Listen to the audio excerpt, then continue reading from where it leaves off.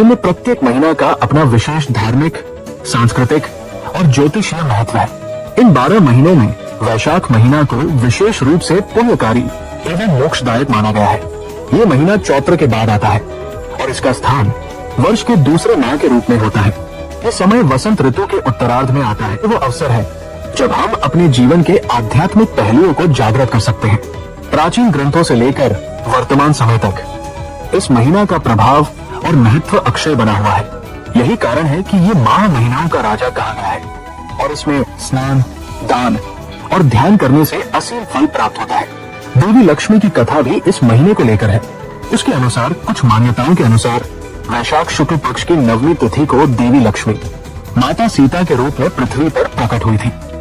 पौराणिक ग्रंथों एवं पुराणों में वैशाख महीना की अनेक कथाएं वर्णित है। इनमें से एक प्रमुख कथा इस प्रकार है। एक समय की बात है, इससे तुम्हें मोक्ष की प्राप्ति होगी। सुमित्र ने वैसा ही किया। उन्होंने वैशाख महीना में गंगा स्नान किया, तुलसी और पीपल की पूजा की, ब्राह्मणों को अन्न वस्त्र का दान किया।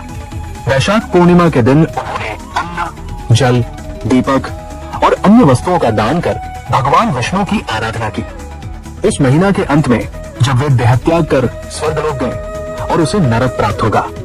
ब्राह्मण ने प्रायश्चित का उपाय पूछा।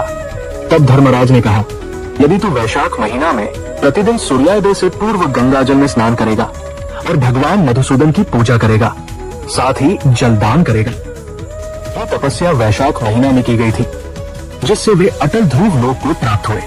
इस कथा से ये प्रतीत होता है कि वैशाख महीना में की गई उपासना और तपस्या अत्यंत फलदायी होती है। एक गंगावतरण की कथा का प्रसंग भी मिलता है।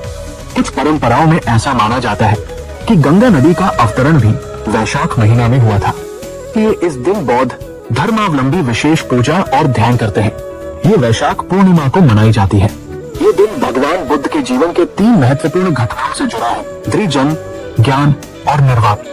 वैशाख महीने के प्रमुख पर्व और व्रत जानिए। इस महीने मनाया जाता है अक्षय तृतीया का पर्व।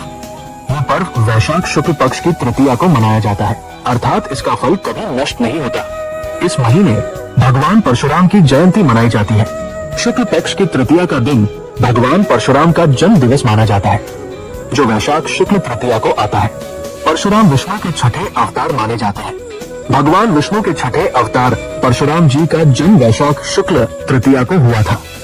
उन्हें ब्रह्मास्त्रधारी, शिव भक्त और क्षत्रियों के संहारक के रूप में पूजा जाता है। इस माह मनाई जाती है देवर्षि नारद जयंती।